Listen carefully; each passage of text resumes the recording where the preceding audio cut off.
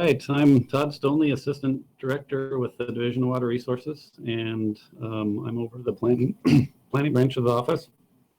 I'd like to present some exciting data to you that we have been collecting recently in our water budget and other programs that will help support water planning in the state. So I just have two charts to show you. The first one here shows from our water budget, total agricultural and M&I water diversions. And at the top, you can see in the green is the estimated agriculture diversions. And I show that as a dashed line because it's not a true annual data point, and although that kind of is implied by the data, fluctuates every year. We only collect, during that period, we only collected land use data to support this estimate in certain basins every year, 1 or 2 basins every year. So over a 6 or 7 year period, we would have a whole new data set for the entire state. But in those individual years, we'd be only updating 1 or 2 basins. So that's kind of an estimated agriculture diversion. And then at the bottom, similarly, I could have showed a dashed line from 1995 to 2000, where we had several basins where we collected data. But that I just chose to present those as a single year estimates because that's usually how we present that data when we talk about it.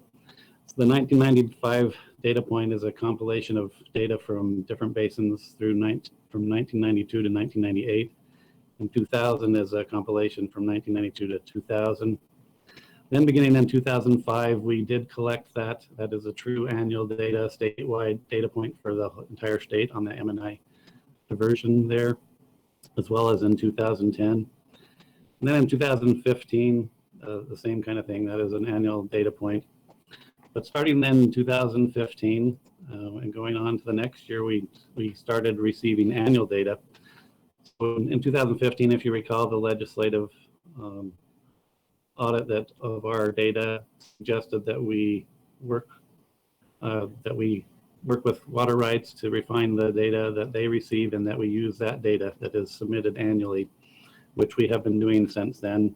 So we have a data point going on each year since 2015.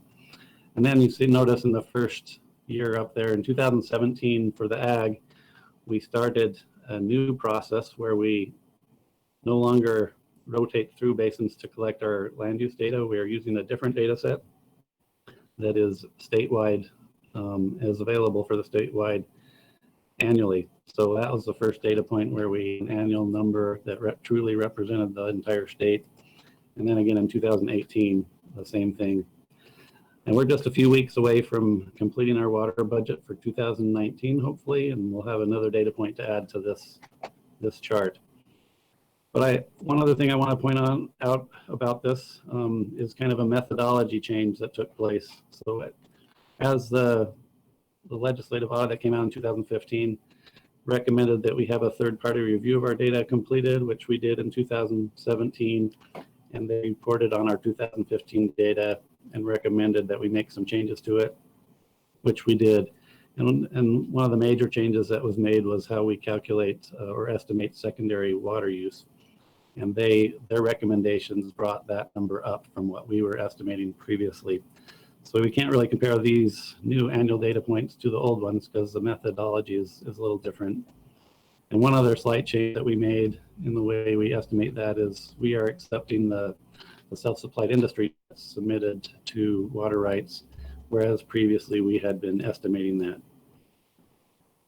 So that brings me to the last thing on this slide. This new methodology has kind of brought down the percentage of ag land that or ag diversions of the total diversions. Back in 2000, it was more like 82%, whereas with our most recent data set, it's down at 75%. And that's in part because 2018 was a pretty dry year and there wasn't as much water use in ag. So that average is probably closer to 77% over the last 5 years instead of 75, but that's a new number that maybe some of us aren't used to using. So just something to keep in mind there. So I want to focus on the next slide in a little bit more on the M&I data. And this is just looking at the public community system water use. Whereas the previous slide was actual water diversions, this is actually just the customer metered uses for public community systems. Doesn't include self-supplied industry, doesn't include private domestic or the non-community systems, the smaller systems. So as you can see here, back in 1995, we estimated that a gallons per capita day number for that group of water users was 321 gallons per capita day. That was a statewide number, and it has been declining every 5 years as we did our surveys, all the way down to 220 in 2015. So we didn't publish this 220 anywhere, but we did have that number calculated before the methodology change, and you can see that that methodology change, the increase in secondary water use, bumped it up about 19 gallons per capita day. And I've shown on this other scale on the right what I'm calling a net turf ET for the Wasatch Front. Most of the public community systems in Utah are along the Wasatch Front, so I felt like that was probably the most appropriate way to compare. And you can see as that demand in inches goes up and down, when we're only measuring it every 5 years, it doesn't seem to have much correlation. But once you start adding the annual data to it, it becomes quite interesting. So in 2015, that net turf ET was 20.17 inches. In 2016, it jumped up to 22.31. And we saw a corresponding increase in the gallons per capita day for that year. Then in the next year, it went back down to 20.22, about what it was in 2015, and we saw a slight decline from that 2016 number of 245 down to 244. And then 2018 came, and that was a record-breaking dry year. You can kind of see that reflected in the net turf ET for that year. It jumped way back up to above 25 inches. A very high demand to keep the turf green and healthy. But we didn't see an increase in that gallons per capita day like you might expect to see. We continued to make modest progress in reducing that gallons per capita day number. Then in 2019, we saw that go way down. We had a really good wet year. We had a wet spring and a wet fall, and the turf ET demand went down quite substantially. And not surprisingly, our gallons per capita day number dipped down quite a bit as well. And then in that year also, there's an orange number there at 238. And that's really the exciting part of this to me, is because this is the first time in our history of collecting data that we've been able to do a 5-year running average of that data. And this is going to open up lots of possibilities for data analysis as we move forward. And it allows us to kind of show what that trend will be like. So I've put in a scenario of some data that going forward kind of demonstrates what that 5-year running average might look like. So if we go from 223 in 2019 down to the 202 gallons per capita day, which would be meeting all of our regional water conservation goals, this is what our 5-year running average would look like. It's kind of a lagging indicator, obviously, by nature, and it'll be at 213 gallons per capita day for that year. One last comment, since we did change our methodology, obviously we're not comparing new method with the old data, but I thought it would be good to have a comparison here of where we were, the methodology that we were using previously, and the great possibilities that are opened up to us with the new annual data. I'm super excited about this because our state water plans and basin plans, which we want to do on a more frequent cycle, will be greatly supported by this annual data. And then I'll entertain any questions if there are any from the board. Mr. Chairman, let me jump in real quick. Todd, go back one slide. Just want to make sure that it's clear. We are not projecting the blue line as Todd shows on there. This is just arbitrary numbers put in, getting down to an end result, hitting the goal.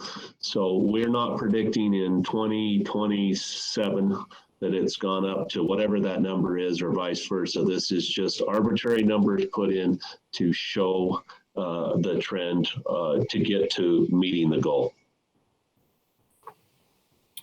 Thank you. That's good clarification. Appreciate that. Board member. And maybe one other thing, and Oh, sorry, maybe one other thing is, just remember, this is the net turf ET for the Wasatch Front. If we were to have an average statewide or include St. George, it will be much higher, but we would guess that it would be on the similar type of relationship going up and down, whatever, because it'll be 10 to 12 inches on most of the time higher. So anyway, just a clarification. Todd, sorry about that, but I appreciate those clarifications. And in fact, I forgot to mention one thing. We can do this. This is a statewide analysis. We could do this analysis for any region or area that we choose, any basin, any county, or even an individual community. So it's kind of neat to have this kind of data that we can analyze a little more closely. And I do expect this 2020 number on the net turf ET to go back up, maybe not to 25, but 22, 23 perhaps. So that first one is probably in the realm of possibility. It's likely to go back up. I don't think it'll continue to go down such dramatically this year.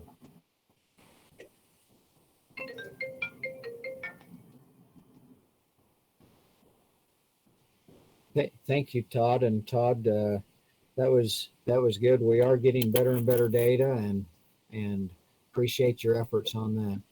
Any questions from the board for Todd on this?